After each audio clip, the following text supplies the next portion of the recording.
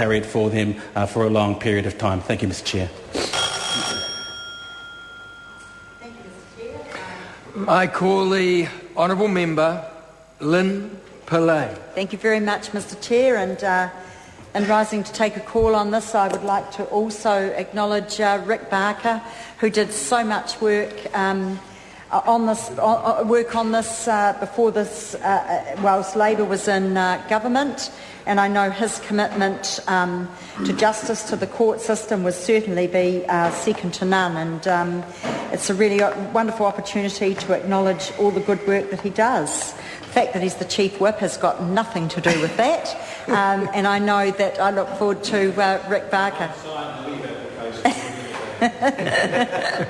And I look forward to Rick Barker taking a call in the very near future. I want to talk, Mr. Chair, about contempt proceedings. I spoke when I spoke last. I talked about, just to recap very quickly, about how unfortunate it was that the government didn't bring all of the collections under one agency. I think that would have been, certainly that was Labor's intention, and it certainly would have been much more efficient, much more effective. But having said that, Labor is still supporting the bill.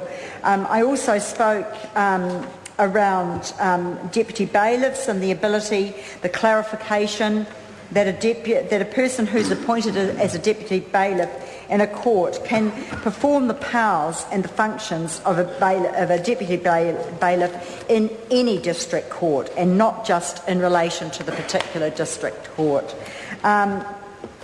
Also, about what I want to move to now is the contempt proceedings, Mr. Chair, in Part 1, and that's where a debtor can be sentenced to community work or another penalty around for non-payment of debts. And the proposal was to amend the bill as introduced, allowing a judgment creditor to apply to a district court for the debtor to be sentenced to community work as a sanction for non-compliance with payment orders which have been made by the court. That is when the court has gone through that process. And that allows the court to impose any of the orders and instead of to ordering the judgment debtor to do community work. It also authorises judges to decline an application from a creditor for contempt proceedings on the papers if that judge is not satisfied that the debtor can afford to pay the debt and is refusing to do so.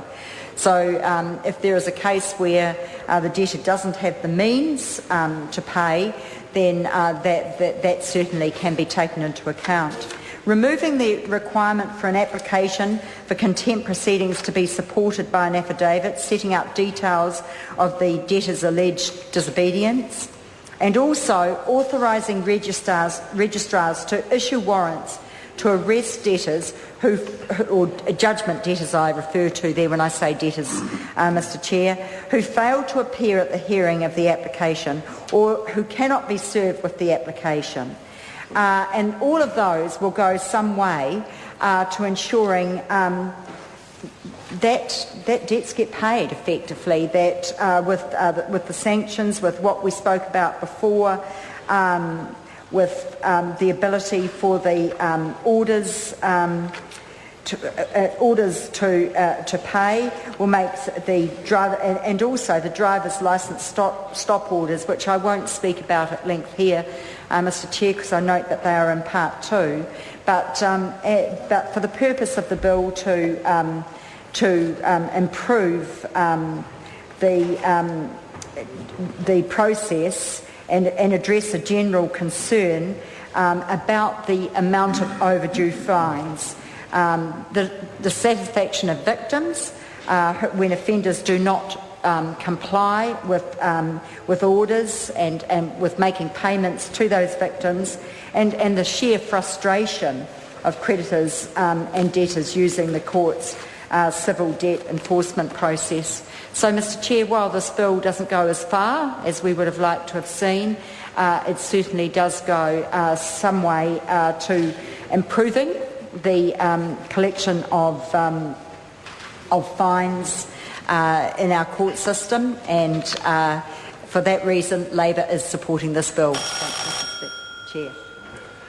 The question is that the Minister's amendments set out on SOP number 244 to the amendments set out on SOP 202 be agreed to. Many of that opinion will please say aye. Aye. Contrary, no. The ayes have it. Honourable members, the question now is that the Minister's amendments, as amended, set out on SOP 202 be agreed to. Many of that opinion, please say aye. Aye. Contrary, no. The ayes have it. The question, therefore, honourable members, is that Part 1, as amended, stand part. All those in favour, please say aye. Aye. Contrary, no. No. The ayes have it. Aye. Party vote is called for. The clerk, please conduct the party vote. Thank you. New Zealand National. 58 votes in favour. New Zealand Labour. 42 votes in favour. Green Party. 9 opposed. ACT New Zealand. 5 in favour. Māori Party. Toko whai, tau toko ana. Progressive. Sorry, distracted. 1 in favour. United Future. 1 vote in favour. Honourable Chris Carter. 1 opposed. Any other votes?